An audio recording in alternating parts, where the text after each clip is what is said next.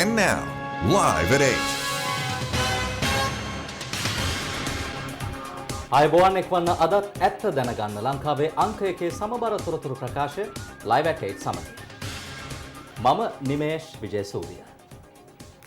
මම ඉෂාරා සමරසිංහ. අදත් අපි මුලින්ම බලමු ප්‍රධාන පුවත් සිරස්තල.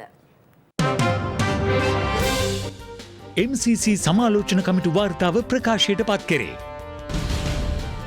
දෙස් විදෙස් කුමන්ත්‍රණ ගැන අගමැති කියූ දේ. දේශපාලනික වශයෙන් වැදගත් කාරණා මොනවද? නොවැදගත් කාරණා මොනවද කියලා තේරුම් බේරුම් කරගන්න බැරි වුණොත් අපි විනාශ වෙනවා. අද සිට ඇඳිරි නීතිය මුළු මනින්ම ඉවතට. ගුවන් තොටුපළ විවෘත කිරීම කල්යයි. පාවාදීමේ චෝදනාවට මුරලිගේ පිළිතුර. හිටපු සෙලෙක්ටර්ගේ මතේ ඒක නම් කොම එග්‍රී වෙලා නම් ඒ කණ්ඩායම ක්‍රීඩා කරා. ඒම තමයි ක්‍රිකට් ක්‍රීඩාවේ මම හිටපු අවුරුදු 20ෙම උනේ. ලෝක COVID-19 ආසාදිතයන් කෝටිය ඉක්මවයි. මරණ සංඛ්‍යාව ලක්ෂ 5 දක්වා ඉහළට.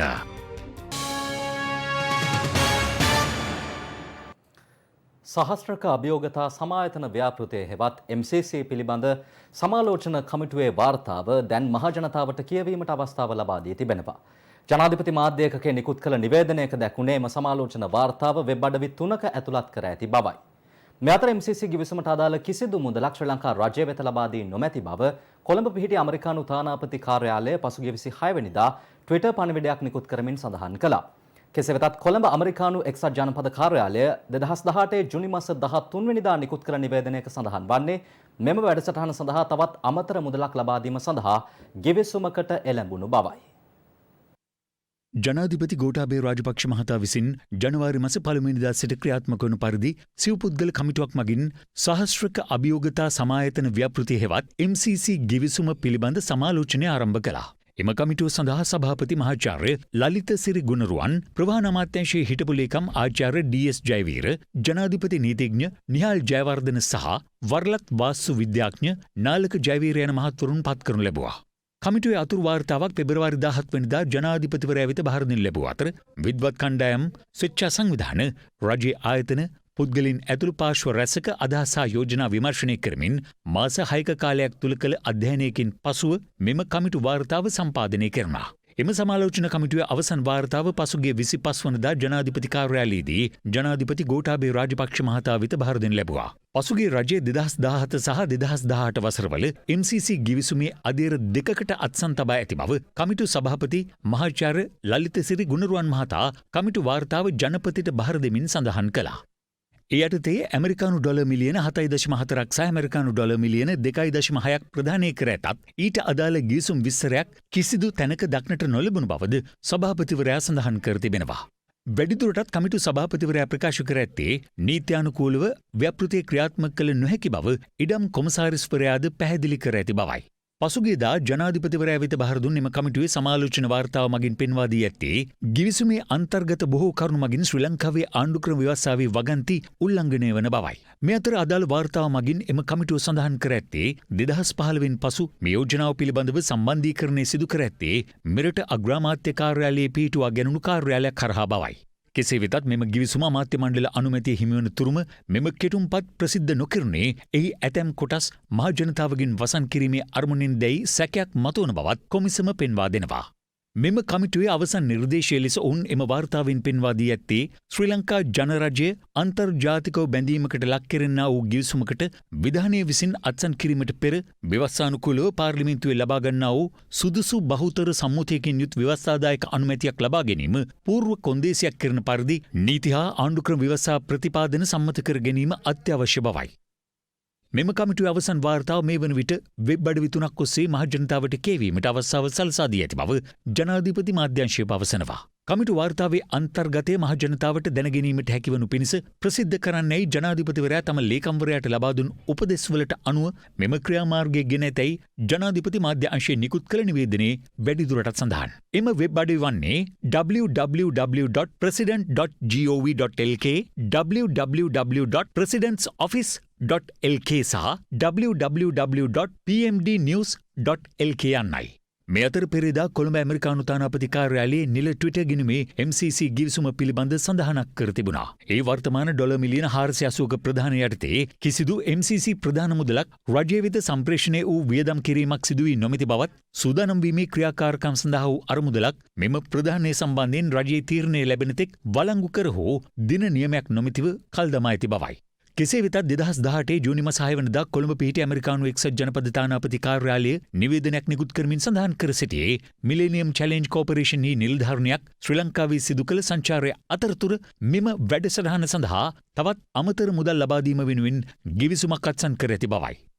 මිලේනියම් චැලෙන්ජ් කෝපරේෂන් හි යුරෝපා ආසියා පැසිෆික් සහ ලතින් ඇමරිකා කලාප භාර කළමනාකාර අධ්‍යක්ෂ කැරොලින් නූයන් මහත්මිය 2018 ජූනි 11 වනදා සිට 13 වෙනිදා දක්වා මෙරට සංචාරය කර තිබෙනවා. ශ්‍රී ලංකාවේ කළ ඇගේ මෙම සංචාරය අරමුණ වී තිබුණේ යෝජිත MCC මහා පරිමාණ 5 අවුරුදු සංයුක්ත ආධාරක වැඩසටහන වූ ගිවිසුමේ කටයුතු ඉක්මන් කිරීම බවයි තානාපති කාර්යාලයේ නිකුත් කළ නිවේදනයේ සඳහන් වූයේ. ඇගේ මෙම සංචාරය අතරතුර යෝජිත MCC ගිවිසුම සඳහා තවත් අමතර ඇමරිකානු ඩොලර් මිලියන 2.6ක් ලබා දීම සඳහා වූ ගිවිසුමකට විදේශ අමාත්‍යාංශයේදී අත්සන් කර තිබෙනවා. අවශ්‍ය ශක්‍යතා අධ්‍යයනයට ලබා දීම සඳහා පසුගිය ජූනි මාසයේදී MCC ආයතනය විසින් සපයන ලද ඇමරිකානු ඩොලර් මිලියන 7.4ට අතිරේකයක් වශයෙන් මෙම මුදල් ලබා දෙන අතර මෙය මෙම වැඩසටහනට ලබා දෙන සම්පූර්ණ ප්‍රතිපාදනයට අමතරව ලබා දෙන්නක් බවත් එම නිවේදනයේ සඳහන් වනවා. මෙම සංචාරයේදී එවකට මුදල් රාජ්‍ය අමාත්‍ය දුරේදරූ ඉරාන් වික්‍රමරත්න සහ එවකට මහාමාර්ග අමාත්‍ය කබීර් හෂීම් ඇතුළු රජයේ ජ්‍යෙෂ්ඨ නිලධාරීන්ද ඇය හමු බව ඇමරිකානු තානාපති කාර්යාලයේ නිකුත් කළ නිවේදනයේ වැඩිදුරටත් දැක්වුණා.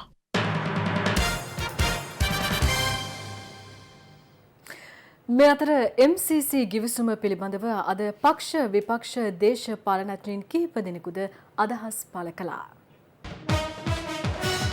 Sri Lanka's Choice General Elections 2020 MCC ගිවිසුම පිළිබඳව ආපු වාර්තාවල් ජනාධිපති වාර්තාවල් සියල්ල අපි පාර්ලිමේන්තුවට සභාගත කරනවා. අපි රට දැනුවත් කරන්න කැමති එක්සත් ජාතික පක්ෂය කාලයේ මේ වාර්තාවල් ආපු දේවල්. තියෙන ආරංචි හැටියට MCC ගිවිසුම ක්‍රියාත්මක කරන්න පාර්ලිමේන්තුව අනුමැතිය අවශ්‍යයි. පේනවනේ දැන් ලස්සනයි නේද එන පාර. මේ තුනෙන් දෙක ඉල්ලන්නේ වෙන මොකටවත් නෙමෙයි. පළවෙනි එක MCC ගිවිසුම අත්සන් කිරීම සඳහා ගන්න තුනෙන් දෙක අවශ්‍යයි. MCC ගිවිසුම පිළිබඳ අපි ඒ ගිවිසුම පැමිණි ආරම්භක මොහොතේම අධ්‍යයනයක් කළා. අප ඒකට විරුද්ධ වුණා. කිසිසේත්ම MCC ගිවිසුම ශ්‍රී ලංකාව තුළ ක්‍රියාත්මක නොවිය යුතුයි කියන ස්ථාවරය අප සිටිනවා. අධ්‍යයනය කරන්නේ ජනාධිපතිතුමන් පස්සේ නම් කලින් කෑ ගහලා තියෙන්නේ කොහමද? අධ්‍යයනය කරන්නේ නැතු. දැන් කමිටුවේ වාර්තා බාරගත්තා. දැන් සාකච්ඡාවක් කරලා පස්සේ අත්සන් කරනවා. කොහෙන් පස්සේද? ඡන්දෙන් පස්සේ අත්සන් කරන්න යන්නේ. දැන් බලන්න මිලේනියම් චැලෙන්ජ් කෝපරේෂන් ගිවිසුමක් අත්සන් කරලා අපි කවුරුත් දන්නේ නැහැ. ගිවිසුම් දෙකක්. කැබිනට් එක දන්නේ නැහැ. හිටපු ජනාධිපති දන්නේ නැහැ. දැන් මංගල සමරවීර තමයි ඔය ටැක්ස් පිටිපස්සේ ඊට පස්සේ තව ගෙවුව එක්ක කියලා ගිවිසුම ඒක පිටිපස්සේ හිටියේ. ඕක කරන්නත් ඇත්තේ මංගල සමරවීර. අපි මේ පිළිබඳ කරුණු කිව්වා. පහුගිය ආණ්ඩුව හොර රහසේ මෙම ගිවිසුම අත්සන් කිරීමට එකඟතාවය පළ කරපු එකඟතා ලිපි ලේඛන අත්සන් කරලා තියෙනවා. හැබැයි දැන් ආණ්ඩුව මොකද්ද කියන්නේ? දැන් මේ ආණ්ඩුව කියනවා එක්සත් ජාතික පක්ෂය මේක හොරෙන් අත්සන් කරලා සල්ලි අරගෙන සල්ලි ගත්තා කිව්වනම් ගත්ත සල්ලි කොහාටද දැන්? ගිවිසුම අත්සන් කරපු මිනිස්සු කවුද එහෙනම්? ඉතින් ඔය ලැබිලා තියෙන සල්ලි කොහෙද ලැබිලා තියෙන්නේ දෙයියෝ දන්නේ. ඒ අය ලබාගෙන තියෙනවද දන්නේ නැහැ මේ මාසවල. අපිට රටක් වෙනුවෙන් මොකෝ ක්‍රියාත්මක කරන්නේ නැත්නම් කොහොමද සල්ලි දෙන්නේ? MCC ගිවිසුම යන පොඩි ඉතිහාසයක් තියෙනවා. ඇමරිකාවේ අධ්‍යයනය දුනා මේ රටේ ප්‍රතිශක්තිකරණය හොඳටම තියෙන රට ශ්‍රී ලංකාව. ඔයා මහපොළොව අත ගන්න මුලින්ම අත ගන්න කුඹියා ඉන්නේ. ඊට යට අතන මෙරු ඉන්නේ. ඊට ටික කරලා කුඩල්ලා ඉන්නේ. ඊට යට පණුවා ඉන්නේ. ඊට යට යන ගැඩවිලා ඉන්නේ. ඊට යට යන කම්මැලි පණුවා ඉන්නේ. ඊට යට ගියාම දෙපත් අය ඉන්නේ. ඒ තරම් සක්‍රීය පොළොවක්. ඒක තමයි මේගොල්ලෝ MCC ගිවිසුම ගහලා ලංකාව කොරඩේ ගහලා දෙපත්තට මේක ගන්න හදන්නේ. හැබැයි පසුගිය ආණ්ඩුව කාලේ MCC ගිවිසුම දැක් කියලා රීදියක් එක් වගේ. රීදියක මොනවද දැන් බොන්නේ? ලේ බොන්නේ. ඒ නිසා තමයි කියන්නේ අපි හැංගි වෙස් බැන්දට නටන්න වෙන්නේ එළිය කිය. අපි පැහැදිලිවම කියනවා මොන අභියෝග මොන බාධක මොන බලපෑම් ආවත් කිසිදු ගිවිසුමකට අත්සන් කරන්න තියන්නේ නැහැ. අනිත් පැත්තෙන් ඇමරිකන් තානාපති කාර්යාලය කියන MCC ගිවිසුම සඳහා අපි සාකච්ඡා කරනවා මහමැතිවරණයෙන් පස්සේ අත්සන් කරනවා කියනවා. ඒ සඳහා අවදාළ සමහර ටෙන්ඩර් කැඳවීම් අරවා මේවා සිදුවෙමින් තිබෙන ඇමරිකන් තානාපති කාර්යාලය. තනි අතෙන් අප්පුඩි ගහන්න බෑනේ දෙයියනේ. ඇමරිකාවට ඕනවා නම් MCC ගිවිසුම් අත්සන් කරගන්න දැන් එයාලට සිද්ධ වෙනවා වෙනත් රටකට යන්න. මේ රටේ MCC ගිවිසුම් ආයේ සිද්ධ වෙන්නේ නැහැ කියන එක මේ වාර්තාව කියවම ඕන කෙනෙකුට තේරෙනවා. තිස් වසරක යුද ජයග්‍රහණයෙන් අනතුරුව ශ්‍රී ලංකාවේ දේශපාලනයට විදේශීය බලපෑම් දැඩි ලෙස එල්ල වූ බව අග්‍රාමාත්‍ය මහින්ද රාජපක්ෂ මහතා පවසනවා. දෙස් විදෙස් බලවේග පිළිබඳව අද විශේෂ ප්‍රකාශයක් සිදු කරමින් අග්‍රාමාත්‍යවරයා මේ බව සඳහන් කළා. මේ රටේ දේශපාලනයට බරපතල විදියට විදේශීය රටවල් අතපොවන් පටන් ගත්තේ 2009 අපි යුද්ධය දිනුවයින් පස්සේ. අපේ රටට එරෙහිව විදේශීය බලවේග කවදාවත් හිතුවේ නැහැ ඒ යුද්ධය අපි දිනයි කියලා. මුලින්ම මේ මැදිහත් වීම වුණේ 2010 ජනාධිපති මැතිවරණයේදී. නමුත් මේ රටේ ජනතාව ඒ උත්සාහය තීරණාත්මක විදියට පරාජය කළා. මම මහ ජනතාවගෙන් කරන ඉල්ලීම තමයි දේශපාලන කාරණාවලදී හැම වෙලාවෙම ලොකු චිත්‍රය සියේ තබා ගන්න කියලා. අපි රටක් හැටියට මුහුණ දීලා තියෙන තර්ජනීය හැටියට දේශපාලනික වශයෙන් වැදගත් කාරණා මොනවද? නොවැදගත් කාරණා මොනවද කියලා තේරුම් බේරුම් කරගන්න බැරි වුණොත් අපි විනාශ වෙනවා. 2019 නොවැම්බර් මාසයේ ගෝඨාභය රාජපක්ෂ ජනාධිපතිතුමා බලයට ආවට පස්සේ අපිට මුහුණ දෙන්න වුණු ලොකුම ප්‍රශ්නේ තමයි COVID-19 අසංගත. අන්න ඒ ලොකු ප්‍රශ්නයට සාර්ථකව මුහුණ දුන්නාද කියන එකයි මෙතන වැදගත් වෙන්නේ. යහපාලන කල්ලිය බලේ හිටියනම් ඒගොල්ලන්ට පුළුවන් ද COVID-19 මේ විදියට පාලනය කරන්න? කරුණ අම්මාන් කොටි සංවිධානයේ ඉන්නකොට හමුදා කඳවුරු වලට ගහලා සෙබළුන් දහස් ගණන් මරපු බව කිව්වයි කියලා යහපාලන විපක්ෂය උඩපනින හැටි අපි පහුගියදා දැක්කා. 2005 නොවැම්බර් මාසයේ මම ජනාධිපති වුණාට පස්සේ අපි කොටි සංවිධානයේ සාමුලිම විනාශ කරලා දැම්මා. කරුණා ඒ කාලේ ත්‍රස්තවාදයේ යුදුම්වාදය දෙකම අතහැරලා කොටි සංවිධානයෙන් ඉවත් වෙලා යුද හමුදා බුද්ධියන්සයට යටත් වෙච්ච නිසා ඕ කොටි සංවිධානය එක විනාශ වුණේ නැහැ. ප්‍රභාකරන්ගේ මෘතදේහ හඳුනා ගන්න අපි යවුවේ කරුණාව. ඒ නිසා ඔබේ වටිනා ඡන්දේ යහපාලන පාර්ශ්වයට දෙන්න කියලා ඉල්ලන කට්ටියගේ කෙරුවාව ගැන සොයලා බලන්න වටිනවා. මේ 1989 දී ත්‍රස්තවාදීන්ගේ හිත දිනා ගන්න කියලා මෝඩ විදියට ආයුධ ලොරි ගණන් මුදල් ගෝණි ගණන් කොටි සංවිධානයට දුන්නා. කරුණා මිනිමරපු කාලයත් ඊට පසුවත් අද දක්වාම යහපාලන පාර්ශ්වයේ න්‍යාය පත්‍රයේ තියෙන්නේ මේ රට බෙදන එක. කරුණා මිනිමරණ එක අත්හැරියත් යහපාලකයෝ රට බෙදන එක නම් අත්හැරලා නැහැ. ඒකයි අපි මෙතන තේරුම් ගන්න ඕන. කරුණා කිව්වා දේවල් ගැන. දැන් කොහොමද විමර්ශනයක් පැවැත්වෙනවා CID එකේ. ඉතින් පොඩි චිත්‍රය දිහා බලලා ලොකු චිත්‍රයේ මොහොතකට හරි අමතක කළොත් සිද්ධ වන්නේ විනාශයක්. ජනතාව හැම විටම මෙනෙහි කරන්න ඕන මේ රට සාර්ථකව පාලනය කරන්න, ආර්ථික දියුණුව ඇති කරන්න, ත්‍රස්තවාදය තුරන් කරලා ජනතාවගේ ආරක්ෂාව තහවුරු කරන්න පුළුවන් කාටද? මතු පරම්පරාවට නිදහසේ ජීවත් විය හැකි, ආඩම්බර විය හැකි ලංකාවක් ගොඩනගන්න පුළුවන් කාටද කියන ප්‍රශ්නයයි. ඒකට උත්තරය මොකද්ද කියලා මම කියන්න ඕන නැහැ. හැම ශ්‍රී ලංකේකයම ඒක දන්නවා. තමා කළ කතාවෙන් සුළු කොටසක් උපුටා දක්වමින් ජනාධිපතිතුමන්ට හා අග්‍රාමාත්‍යවරයාට අපහාස කිරීමට ඇතමුන් උත්සාහ දරන බව විනයාග මූර්ති මුරලිදරන් හෙවත් කරුණා අම්මාන් පවසනවා. අම්පාර කල්මුනේ නගරයේ ඊයේ පැවති ප්‍රවෘත්ති සාකච්ඡාවකට එක්වමින් ඔහු මේ අදහස් පළ කළා. කරුණා අම්මාන් පසුගියදා අම්පාරයේදී මැතිවරණ ප්‍රචාරණ ජන හමුවකදී තමන් හමුදාවේ දහස් ගණනක් ඝාතනය කළ බවට සිදු කළ ප්‍රකාශයක් හේතුවෙන් දේශපාලන වේදිකාව උණුසුම් වුණා. මේ සම්බන්ධයෙන් පසුගිය 25 වෙනිදා අපරාධ පරීක්ෂණ දෙපාර්තමේන්තුවට කැඳ වූ කරුණාගෙන් පැය 7කට අධික කාලයක් ප්‍රකාශයක්ද ලබා ගත්තා. මේ අතර ඊයේ දිනේ කල්මුනේ නගරයේ පැවති ප්‍රවෘත්ති සාකච්ඡාවකට එක්වෙමින් කරුණා අම්මාන් මේ සම්බන්ධයෙන් අදහස් පළ කළා. දේශපාලන වේදිකාවේ කාටත් තම අදහස් නිදහසේ කතා කරන්න මැතිවරණ කොමසාරිස්වරයා අනුමැතිය ලබා දී තිබෙනවා. යුද්ධ කාලේ හමුදාවට වගේම LTT සංවිධානයටත් විශාල වශයෙන් හානි වුණා. මෙවන් තත්ත්වයක් විනාශ කරලා ප්‍රජාතන්ත්‍රවාදයේ පවත්වාගෙන යතු යන මතයෙන් මා එදා පැයක පමණ කාලයක් කතා කළා. එන් තප්පර 30ක කොටසක් උපුටා ගනිමින් මගේ කතාව මෙවලමක් කරගෙන ජනාධිපති ගෝඨාභය රාජපක්ෂ මහතාට සහ අග්‍රාමාත්‍ය මහින්ද රාජපක්ෂ මහතාට අපහාස කරන්න භාවිතා කරනවා. මේ සම්බන්ධයෙන් මම අපරාධ පරීක්ෂණ දෙපාර්තමේන්තුවටත් කට උත්තර ලබා දුන්නා. දෙමළ ජාතික සන්ධානයේ දෙමළ ජනතාවගේ ප්‍රශ්නවලදී ඔවුන් ආරක්ෂා නොකර පාවා දීම පුරුද්දක් කරගෙන හිටියා. සෙල්ලො මඩේකලනාදන් සිවාජලිංගම් කේදීශ්වරම් වැනි බොහෝ දෙනෙක් LTT සංවිධාන වේදිකාවේ දෙමළ රාජ්‍ය අපේ විසඳුම කියලා කරපු කතා මාළඟ තියෙනවා. මනෝ ගණේෂන් වවුනියාවේ කළ කතාවත් සම්බන්ධන් LTT සංවිධානයේ වේදිකාවේ කියපු කතාවත් අපි ප්‍රසිද්ධ කළොත් මොවුන්වත් අත්අඩංගුවට ගන්න පුළුවන්. පසුගිය යුද සමයේ අපි පාවා දුන් පිරිස් තමයි දැන් ද්‍රවිඩ ජාතික සන්ධානයේ ඉන්නේ. මේ ගැන මහජනතාව අවබෝධ කරගන්න ඕනේ. ඒ වගේ ද්‍රවිඩ දේශපාලකයන් දේශපාලනය ඉගෙන ගන්න ඕනේ නම් මගේ ලිපිගුණ අරගෙන අවබෝධ කරගත යුතුයි.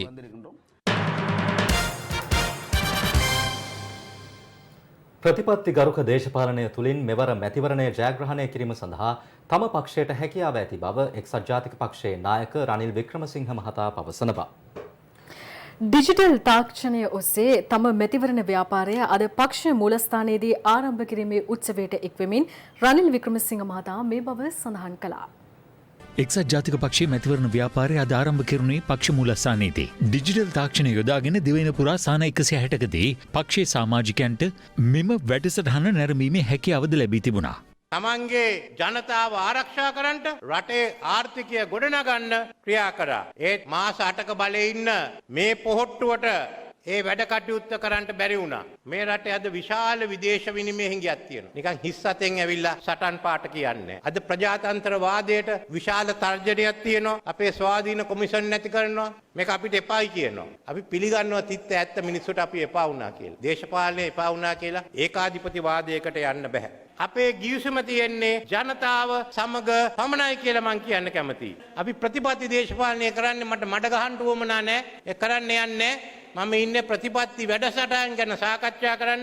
මේ අතර සමගි ජනබලවේගයේ නායක සජිත් ප්‍රේමදාස මහතා හංවැල්ල ප්‍රදේශයේ ජනහමුවකට සහභාගී වුණා. කරුණා කියන හිටපු කොටි ත්‍රස්තවාදියා හමුදාවේ 3000ක් මැරුවයි කියලා පාපොච්චාරණය කරපු කරුණාට ගන්න නීතිමය ක්‍රියාමාර්ගය මොකක්ද? පොහොට්ටුවෙන් මම අහන්නට කැමති කරුණාට ශ්‍රී ලංකා නිදහස් පක්ෂයේ උපසභාපතිකමත් ලබා දුන්නේ ඔබලා, නියෝජ්‍ය අමාත්‍යකමකුත් ලබා දුන්නේ ඔබලා. ඉදිරියට පොහොට්ටුව කරුණත් සමග ඒකාබද්ධව ආණ්ඩුවේ තනතුරු ලබා දෙන්නට උත්සාහයක් දරනවා.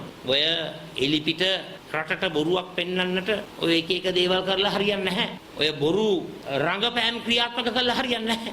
කොච්චර කරුණා ගැන කැක්කුමක් තියනවද කිව්වොත් අද විශේෂ මෙහෙයුමක් ක්‍රියාත්මක වෙනවා පොහොට්ටුව පැත්තේ. මොකද්ද මෙහෙයුම? කරුණා වන්දනාමාන කරන මෙහෙයුම. කරුණාව සුද්ධ කරන මෙහෙයුම. මම පැහැදිලිවම කියනවා පොහොට්ටුවට සිද්ධ වෙනවා මේ කාරණාව පිළිබඳව 69 ලක්ෂයකට උත්තර දෙන්න. පාස්කෝ ප්‍රහාරය පිළිබඳව හරින් ප්‍රනාන්දු මහතා සිදු කළ ප්‍රකාශයෙන් පසු ඊයේ දින ඔහු මෙල්කම් කාදිනල් රංජිත් හිමිපාණන් හමු වී සාකච්ඡා කර තිබෙනවා. ගම්පහ ප්‍රදේශයේ අද පැවති සමගී ජනබලවේගයේ ජනහමුවකදී හරින් ප්‍රනාන්දු මහතා ඊයේ දින කාදිනල් හිමිපාණන් හමුවීම පිළිබඳව මෙලෙස අදහස් පළ කළා. මේක තමයි ඇත්ත තිත්ත ඇත්ත. කාඩිනල් උන්වහන්සේ කිව්වා ඇමති මුතා බේරුණා අපේ එකා මැරුණා කියලා. මම හිටියේ පල්ලියේ යකෝ ඒ වෙලාවේ. පාස්කු ප්‍රහාරය වක් කියන්න ඕනේ මා එකා මෛත්‍රීපාලව දාගෙන ඉන්න ආණ්ඩුව. සජිත් ප්‍රේමදාසගේ නිහතමානී නායකයෙක් එක්ක අපිට ඉස්සරහ ගමනක් තියෙනවා. මම කියන්නේ ඊයේ දවසේ. දැන් මගේ ආගමික නායකයා මට ඇත්තක ප්‍රශ්නයක් තියෙනවා. හැබැයි කියලා දීපු කතන්දර වලින් මට මගේ අඩුපාඩුව තේරුණා. අපි මිනිස්සු තුදක් දෙන මිනිස්සු වැරදි කරනවා. වචන කියනවා මම කියනවා මට අඩුපාඩුවක් වුණා. කාඩිනල් උන්වහන්සේ මට කිව්වා මගේ අතිනුත් වරදක් වුණා. අන්න ඒකයි උතුම්කම. අපි දෙගොල්ලම සාකච්ඡා කරලා යකෝ මගේ සමහර ප්‍රකාශ මේ මැතිවරණයට බලපෑවා. ඒකෙන් එක අපේක්ෂයකට වාසි වුණා අනිත් අපේක්ෂයකට අවාසි වුණා. මම දැනන් හිටියේ නෑ ඔයා මෙච්චර දුක් වෙලා තියෙනවා මේ ප්‍රශ්නෙට. ඔයාගේ පවුලට මෙච්චර ප්‍රශ්න වුණා කියලා. ඒ කතා කරන්න අවස්ථාව හම්බුණා.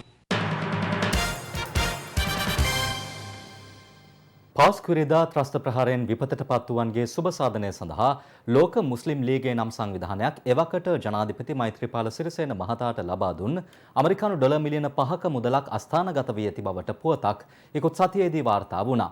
ඒ පිළිබඳව හෙළිදරව් කර තිබුණේ අගරාදුගුරු පදවි සමාජ සුබ සාධන ආයතනයේ අධ්‍යක්ෂ නිශාන්ත ලෝරන්ස් පියතුමායි. එම ප්‍රකාශය පදනම් කර ගනිමින් පළ වූ මාධ්‍ය ප්‍රචාරවලට හිටපු ජනාධිපති මෛත්‍රීපාල සිරිසේන මහතා අද සිය ප්‍රතිචාරය පළ කළා. ඔහු පවසන්නේ අදාළ මුදල තවමත් මෙරටට ලැබී නොමැති බවයි. ලෝක මුස්ලිම් ලීගයේ නම් සංවිධානයේ ඉකුත් වසරේ ජූනි මාසයේදී මෙරටදී සමුළුවක් පවත්වා තිබුණා. එහිදී පාස්කු ඉරිදා ත්‍රස්ත ප්‍රහාරයෙන් විපතට පත් වූවන් සඳහා ලබා දීමට ඇමරිකානු ඩොලර් මිලියන 5ක් එවකට ජනාධිපති මෛත්‍රීපාල සිරිසේන මහතාට පිරිනමා ඇති බවත්, එම මුදල් විපතට පත් අයට ලබා නොදුන් බවත් අවසා ගණනාවකදී පූජ්‍ය පක්ෂය හා විවිධ පුද්ගලින් මාධ්‍යයට පවසා ඇති බවයි හිටපු ජනාධිපතිවරයා පවසන්නේ. අදාළ දින එම උත්සවයට මෛත්‍රීපාල සිරිසේන මහතා සහභාගී වී තිබෙන්නේ ප්‍රධාන ආරාධිතයා ලෙසයි. කෙසේ වෙතත් අදාළ මුදල් සම්බන්ධව මතභේදාත්මක කරුණු මතුවීම නිසා ඒ පිළිබඳ කරුණු සොයා බැලීමක් සිදු කර තිබූ බවයි හිටපු ජනාධිපතිවරයා නිවේදනයක් නිකුත් කරමින් පවසන්නේ. ඒ අනුව මුස්ලිම් ලීගයේ සංවිධානයේ මහලේකම් ආචාර්ය මොහොමඩ් බින් අබ්දුල් කරීම් අල් ඊසා විසින් ලිඛිතව ප්‍රතිචාර දක්වමින් අදාළ මුදල් මෙතෙක් ශ්‍රී ලංකාවට ලබා දී නොමැති බව දන්වා ඇතැයි හිටපු ජනපති මෛත්‍රීපාල සිරිසේන මහතා නිකුත් කළ නිවේදනයේ දැක්වෙනවා. කරුණු 7ක් සඳහා නිසි පරිදි තොරතුරු නොලැබීම හේතුවෙන් එම මුදල ලබා නොදුන් බවත් එම ලිපියේ දැක්වෙන බවයි හිටපු ජනාධිපතිවරයා පවසන්නේ. ප්‍රහාරයෙන් මියගිය සංඛ්‍යාව, ඔවුන්ගේ ආගම, හානියට පත් වූ දේපළවල වටිනාකම හා ජනාධිපති හෝ අගමැතිගේ සුබසාධන ගිණුම් අංකය ඇතුළු කරුණු 7ක් ඊට ඇතුළත්. මෙම තොරතුරු නොලැබීම නිසා අදාළ ඩොලර් මිලියන 5ක මුදල තවමත් ලක් රජයට පුණ්‍ය ආයතනයකට හෝ වෙනත් ආයතනයකට ලබා නොදුන් බව මුස්ලිම් ලීගයේ එවූ ලිපියේ දැක්වෙන බවයි මෛත්‍රීපාල සිරිසේන මහතා පවසන්නේ. එසේම වර්තමාන අගමැතිවරයා සමග සාකච්ඡා කොට සහ ආගමික කටයුතු ඇමතිවරයා සමග ඍජුවම සම්බන්ධ කොට අවශ්‍ය කටයුතු වේගවත් කිරීමට බලාපොරොත්තු වන බවත් මුස්ලිම් ලීගයේ මහලේකම්වරයා එවූ ලිපියේ සඳහන් බව හිටපු ජනාධිපතිවරයා පෙන්වා දෙනවා. ඒ අනුව ඉකුත් දිනවල තමන් අරබයා සිදු අසත්‍ය ප්‍රචාර කනගාටුවෙන් ප්‍රතික්ෂේප කරන බවයි හිටපු ජනපති මෛත්‍රීපාල සිරිසේන මහතා වැඩිදුරටත් පවසන්නේ. මධ්‍යම රාත්‍රී 12 සිට අලුයම 4 දක්වා කාලය තුල රට තුළ ක්‍රියාත්මක කර තිබූ ඇඳිරි නීතිය අද සිට සම්පූර්ණයෙන්ම ඉවත් කෙරුණා. කෙසේ වෙතත් සෞඛ්‍ය අංශ පෙන්වා දෙන්නේ පොදු ස්ථානවලදී සෞඛ්‍ය ආරක්ෂිතව කටයුතු කිරීම තවදුරටත් අනිවාර්ය බවයි. ප්‍රසිද්ධ සහ පොදු ස්ථානවලදී මුඛ ආවරණ නොපළඳින පුද්ගලයන්ට එරෙහිව අද සිට නීතිය ක්‍රියාත්මක කිරීමටද පොලිසිය පියවර ගත්තා. COVID-19 වෛරසය අවදානම පාව යන තෙක් සෞඛ්‍ය උපදෙස්වලට අනුව කටයුතු කිරීම අනිවාර්ය වනවා. අද සිට මුඛාවරණ පැළඳීමත් අනිවාර්ය කර තිබූ අතර මේ වන විට ඇතමුන් එම නීතියට අනුව කටයුතු කරන බවක් දක්නට ලැබෙන්නේ නැහැ. ඒ හේතුවෙන් මුඛාවරණ නොමැතිව ප්‍රසිද්ධ ස්ථානවල ගැවසෙන පුද්ගලයන්ට එරෙහිව අද සිට නීතිමය පියවර ගන්නා බව පොලිසිය සඳහන් කළා. අද දිනේදී ප්‍රදේශ කිහිපයකදීම පොලිසිය විශේෂ මෙහෙයුම් කිහිපයක් ක්‍රියාත්මක කර තිබුණා. එහිදී මුඛාවරණ නොමැති පුද්ගලයන්ට අවවාද කළ පොලිසිය ඇතැම් පුද්ගලයන්ට ඒ මොහොතේදීම මුඛාවරණ මෙලදීගෙන පළඳින ලෙස උපදෙස් ලබා දුන්නා.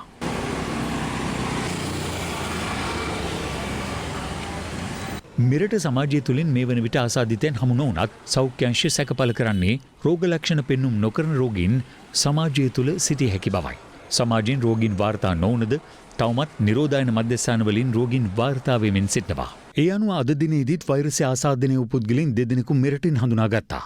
ඒ ඉන්දියාවේ සහ පාකිස්තානයේ සිට මෙරටට පැමිණ නිරෝධායන මධ්‍යස්ථාන වෙත යොමු කර සිටි පිරිස අතරින්.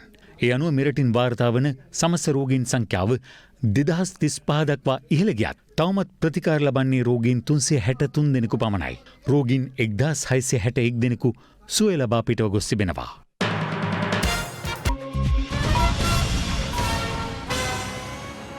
This is Live at 8. ඔබ නැවතත් ලංකාවේ අංකයේ සමබර තොරතුරු ප්‍රකාශය සමග COVID-19 වෛරසයේ ව්‍යාප්තියත් සමග වසා දැමුණු මෙරට පාසල් අධීර 4ක් යටතේ යලි හෙට සිට විවෘත කෙරෙනවා. එහි පළමු අධීර ලෙස හෙට පාසල් විවෘත කෙරෙන්නේ දින 108කට පසුවයි. COVID-19 වෛරසයේ මෙරට ව්‍යාප්තියත් සමග පසුගිය මාර්තු මස 12 වෙනිදා සිට පාසල් වසා දැමීමට රජය පියවර ගත්තා. අවස්ථා කිහිපයකදීම පාසල් විවෘත කිරීමට සූදානම් වුවද රට තුළ පැවති තත්ත්වය සැලකිල්ලට ගනිමින් පාසල් ආරම්භ කිරීම කල් දැමීමට සිදු වුණා. ඒ අනුව මාස 3කට අධික කාලයක් වසා දමා තිබූ පාසල් හෙට සිට අධීර 4ක් යටතේ විවෘත කිරීමට නියමිතයි. හෙට එහි පළමු අධීර ලෙස පාසල් ආරම්භ කෙරෙන්නේ සෞඛ්‍ය උපදේශයන්ට ප්‍රමුඛත්වය ලබා දෙමින්. සෞඛ්‍ය ආරක්ෂිතව පාසල් විවෘත කිරීම සඳහා මේ වෙනකොට සියලු කටයුතු සූදානම් කරලා තිබෙනවා. මේ පාසල් ආශ්‍රිතව මෙවැනි සනීප ආරක්ෂක අවශ්‍යතා සපුරාලමින් තිබෙන ආකාරය තමයි අපිට දක්නට ලැබෙන්නේ. විශේෂයෙන්ම හෙට දවසේදී පාසල් ආරම්භ වීමට නියමිතයි. හැබැයි හෙට දිනේදී පාසල් ආරම්භ වෙන්නේ පාසල් ළමුන් සඳහා නෙවෙයි. විදුහල්පතිවරුන්, ගුරුවරුන් සහ පාසල් කාර්ය මණ්ඩල සඳහායි. හෙට දිනේදී පාසල් ආරම්භ කිරීමේ අරමුණ පාසල් සෞඛ්‍ය ආරක්ෂිත ස්ථානයක් ලෙස සහ ඉගෙනීමේ ක්‍රියාවලිය සඳහා සූදානම් කිරීමටයි. හෙටින් ආරම්භ වන පළමු සතිය සූදානම් අධීර ලෙස නම් කර ඇති අතර එම සතිය තුළදී ගනු ලබන ක්‍රියාමාර්ග අනුව ජූලි මාස 6 වෙනිදා සිට පළමු අධීරයේ දෙවන සතිය ක්‍රියාත්මක කිරීමට නියමිතයි. අපි බලාපොරොත්තු වෙන සතියක් තුල තවදුරටත් මේක අධ්‍යයනය කරන්න. මේ සතිය ඒ අභ්‍යාසය සඳහා අපි වෙන් කරනවා. ඊට පස්සේ අඩුපාඩු තියෙනවා නම් ඒ ගැන සමාලෝචනයක් කරලා අපි මේ කටයුතු කරන්න බලාපොරොත්තු වෙනවා. අපි හැම පාසලකටම දරුවන්ට අත්සෝදන්න අවශ්‍ය සබන් විෂබීජනාශක මේ ටිකට අවශ්‍ය මුදල් ප්‍රදානය ලබා දීලා තියෙනවා. ඊළඟට ගීලන් ඇඳක් පාසලක සකස් කරලා තියන්න හදිසියක් වුණොත් අපි මුලදී බලාපොරොත්තු වුණා අර උෂ්ණත්ව මාපක ලබා දෙන්න. හැබැයි සෞඛ්‍ය අමාත්‍යාංශය අපිට දැඩිව කිව්වා ඒක තීරණාත්මක දෙයක් නෙමෙයි. ඒක වැරදිත් තියෙනවා. සහ ඒ උෂ්ණත්වය මනින්න දරුවෝ ටික පෙළ ගැහුනම ගේට්ටුව ළඟ ඊට වඩා අනතුරක් වෙන්න පුළුවන් කියලා දරුවන්ට. ඒ නිසා ඒක තීරණාත්මක නැහැ. මේ අතර පාසල් ළමුන් මුඛාවරණ පැළඳීම සම්බන්ධයෙන්ද මේ වන විට සමාජයේ මතභේදාත්මක තත්ත්වයක් මතුව තිබෙනවා. ස්වර්ණවාහිනී පත්තරේ වැඩසටහන සමග අද පෙරවරුවේ එක්වෙමින් සෞඛ්‍ය සේවා අධ්‍යක්ෂ ජෙනරාල් විශේෂඥ වෛද්‍ය අනිල් ජාසිංහ මහතා මේ සම්බන්ධයෙන් පැහැදිලි කළා. මුඛාවරණ පැළඳීම අපි පාසල් කාලය තුල අපි නිර්දේශ කරන්නේ නැහැ. අප නිර්දේශ කරනු ලබන්නේ පාසලට පැමිණීමේදී ප්‍රවාහනයේදී සහ පාසලෙන් පිටවී යෑමේදී ප්‍රවාහනයේදී. පාසල් කාලය තුල මුඛාවරණ පැළඳීම කියන එක ප්‍රායෝගික දෙයක් ලෙස අපි කිසිවිටවත් හිතන්නේ නැහැ. සංචාරකයන් සඳහා ගුවන්තොටුපළ විවෘත කිරීමට ගත් තීරණය තවදුරටත් කල් දැමීමට ආණ්ඩුවට සිදුව තිබෙනවා. ඒ අනුව ගුවන්තොටුපළ සංචාරකයන්ට විවෘත කිරීම තවත් මාස 2ක් පමණ කල් දැමීමට නියමිතයි. ගුවන්තොටුපළ ලබන අගෝස්තු 1 වෙනිදා විවෘත කිරීමටයි මීට පෙර ආණ්ඩුව තීරණය කර තිබුණේ. COVID-19 අර්බුදය රට තුළ උග්‍රවීමත් සමග කටුනායක ගුවන්තොටුපළේ මෙහෙයුම් කටයුතුද සීමා කෙරුණා. ඒ අනුව සංචාරකයන් රැගත් ගුවන් යානා පැමිණීම මුළු මනින්ම නවතා දැමුණු අතර විදේශගත ශ්‍රී ලාංකිකයන් ගෙන්වා ගැනීමද ආරම්භුනේ මාසයකට වැඩි කාලයකින් පසුවයි. මගේ හුවමාරු කටයුතුද සිදු කෙරුණේ ඉතා සීමිත සංඛ්‍යාවක්. කෙසේ වෙතත් රට තුළ කොරෝනා පාලනය කිරීමත් සමග ලබන අගෝස්තු 1 වෙනිදා ගුවන්තොටුපළ සංචාරකයන්ට විවෘත කරන බව රජය නිවේදනය කළා. එහෙත් එම තීරණය වෙනස් කිරීමට ආණ්ඩුවට සිදුව තිබෙනවා. අපි ඉලක්ක ගත කරේ අගෝස්තු 1 වෙනිදා වෙනකොට සංචාරකයන් ලංකාවට ගේන්න අපි හිතන් හිටියා ලංකාවට එන ප්‍රමාණය අඩු වෙයි කියලා. නමුත් එන්න ලියාපදිංචි වෙන ප්‍රමාණය වැඩි වෙන නිසා සමහර විට අපිට අගෝස්තු මාසයේ වග වෙනකොට තමයි අපිට සම්පූර්ණයෙන්ම ගුවන්තොටුපළ විවෘත කරන්න වෙන්නේ. ඊට අමතරව සංචාරකයන් ගෙනීම තවදුරටත් කල් දැමීමට බලපෑ තවත් ප්‍රධාන හේතුවක් තිබෙනවා. දැනට ප්‍රශ්නය තියෙන්නේ ලෝක සෞඛ්‍ය සංවිධානය සහ ජාත්‍යන්තර සිවිල් ගුවන් සේවා සංවිධානය කියන ආයතන දෙකින් අපිට නිසි ලෙස තවම ඒ අවශ්‍ය උපදෙස් ලැබිලා නැහැ. සංචාරකයන් මෙරටට ගෙන්වා ගැනීමේදී අපි අනුගමනය කළ යුතු ක්‍රියාමාර්ග මොනවද කියලා. අපි අත්‍තරම නිරන්තරයෙන්ම ඒක බලාගෙන ඉන්නේ. මොකද අපි එයාපෝට් එක විතරක් නෙමෙයි ලෝකයේ තියෙන සියලුම ගුවන් සමාගම් පවා ඒ උපදෙස් ලැබෙනකන් තමයි බලාගෙන ඉන්නේ. එම උපදෙස් තවදුරටත් ප්‍රමාදුවහොත් ගන්නා ක්‍රියාමාර්ග පිළිබඳවත් අප ඔහුගෙන් විමසුවා. අනුමැතිය නොලැබුණොත් අපිට දැන් මේ යන තත්ත්වෙම තමයි යන්න වෙන්නේ. මොකද අපිට අවශ්‍ය විදිහට සෞඛ්‍ය බලධාරීන්ගේ උපදෙස් නැතුව අපිට අවශ්‍ය විදිහට ගුවන් ගමන් හසුරවන්න පුළුවන් කමක් නැහැ. හිටපු ක්‍රීඩා අමාත්‍ය මහින්දානන්ද අලුත්ගමගේ මහතා කළ ක්‍රිකට් තරඟ පාවාදීමේ චෝදනාව සම්බන්ධයෙන් 2011 ලෝක කුසලාන කණ්ඩායමට ක්‍රීඩා කළ මුත්තයියා මුරලිදරන් සිය ප්‍රතිචාරය දැක්වුවා. 2011 ලෝක කුසලාන අවසන් මහා තරඟයේදී ශ්‍රී ලංකාව ඉන්දිය කණ්ඩායම හමුවේ තරඟ පාවාදීමක් සිදු කළ බවට තමන් සතුව සාක්ෂි ඇති බව එවකට ක්‍රීඩා අමාත්‍යවරයා වූ මහින්දානන්ද අලුත්ගමගේ මහතා පසුගියදා හෙළි කළා. හිටපු ක්‍රීඩා අමාත්‍යවරයා සිදු කළ එම ආන්දෝලනාත්මක ප්‍රකාශය සම්බන්ධයෙන් ක්‍රීඩා අමාත්‍යාංශයේ විශේෂ විමර්ශන පොලිස් ඒකකයේ නිලධාරීන් ඉකුද්දා නාවලපිටියට ගොස් ඔහුගෙන් ප්‍රකාශයක් සටහන් කරගත්තා. හිටපු ක්‍රීඩා අමාත්‍යවරයා නාවලපිටියේදී මේ සිද්ධියට අදාළ වාර්තා 8ක් සහ පිටු 6කින් යුතු ප්‍රකාශයක්ද පොලිසියට ලබා දුන් අතර ඊයේ මහනුවරදී පැවති ජනහමුවකදී අලුත්ගමගේ මහතා සඳහන් කළේ ජාත්‍යන්තර ක්‍රිකට් කවුන්සිලේ දූෂණ මර්දන ඒකකයේ ප්‍රධානියා මේ සම්බන්ධයෙන් තමන්ගෙන් තොරතුරු විමසූ බවයි. මේ අතර එවකට ශ්‍රී ලංකා තේරීම් කමිටු සභාපතිවරයා ලෙස කටයුතු කළ අරවින්ද ද සිල්වා මහතා අදාළ සිද්ධියට ප්‍රකාශයක් ලබා ගැනීම සඳහා ලබන අඟහරුවාදා පස්වරු 2ට ක්‍රීඩා අමාත්‍යාංශයේ විශේෂ විමර්ශන ඒකකයට කැඳවීමට නියමිතව තිබෙනවා. එහිදී හිටපු ක්‍රීඩා අමාත්‍යවරයා හෙළි කළ මූලික කරුණු කිහිපයක් සම්බන්ධයෙන් හිටපු තේරීම් කමිටු සභාපති අරවින්ද ද සිල්වා මහතාගෙන් ප්‍රකාශ සටහන් කර ගැනීමට නියමිතයි. මේ අතර පසුගියදා හිටපු ක්‍රීඩා අමාත්‍යවරයා සිදු කළ එම ආන්දෝලනාත්මක ප්‍රකාශය සම්බන්ධයෙන් ඊයේ හංගුරන්කැතදී පැවති උත්සවයකින් අනතුරුව හිටපු ටෙස්ට් ක්‍රිකට් ක්‍රීඩක මුත්තයියා මුරලිදරන් මෙලෙස අදහස් පළ කළා.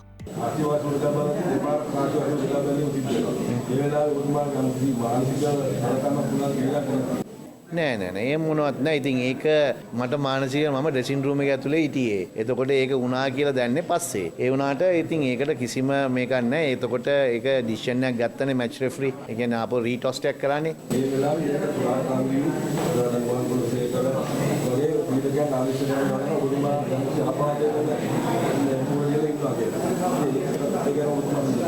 නෑ ඇත්තටම මට නම් ගාන්න ෆිට් කියලා කියපු ගමන් තමයි මම සෙල්ලම් කරේ. අනිත් එක මම 100% ෆිට් නෑ. ඒක 90% විතර ෆිට් ලෝක කුසලානේ තරගෙදී. මට මේ ඉන්ජෙක්ෂන් එකක් ගාලා මං ගැව්වා මැච් එක. ඒ වුණාට මම සෙලෙක්ෂන් වලට මට අදාළත් නෑ. මොකෝ හේතුව මම ප්ලේ කෙනෙක් මම කාටවත් විවේචනය කරන්නෙත් නෑ විවේචනය කරන්න යන්නෙත් නෑ මොකෝ හේතුව මම ප්ලේ කෙනෙක් වුණාම සෙලෙක්ටර්ස්ලා කියන්නේ ඒගොල්ලන්ගේ මතේනේ. ඉතින් ඒගොල්ලන්ගේ මතේ ඒ වෙලාවේ හරි කියලා ඇතැනදී මගේ මතේ හැම එක්කෙනාම මතවල් දෙන්න ගියොත් ටීම් එකක් තෝරන්න බෑ. අපි පිළිගන්න ඕනේ ඒ වෙලාවේ හිටපු සෙලෙක්ටර්ගේ මතේ ඒකනම් ඒක ෆයිනල් ඩිසිෂන් එකක් නම් ඉතින් ඔක්කොම ඇග්‍රී වෙලා නම් ඒ කණ්ඩායම ක්‍රීඩා කරා. ඒම තමයි ක්‍රිකට් ක්‍රීඩාවේ මම හිටපු අවුරුදු 20ෙම උනේ. මේ අතර විස්ඩන් මාසික සංග්‍රාවේ 21 වන සියවසේ ටෙස්ට් ක්‍රිකට් ක්‍රීඩකයා ලෙස මුත්තයියා මුරලිදරන් නම් කර තිබෙනවා. එසමගින් ලයිව් ඇට් 8 අදට අවසන්. ඔබට සුබ රාත්‍රියක්.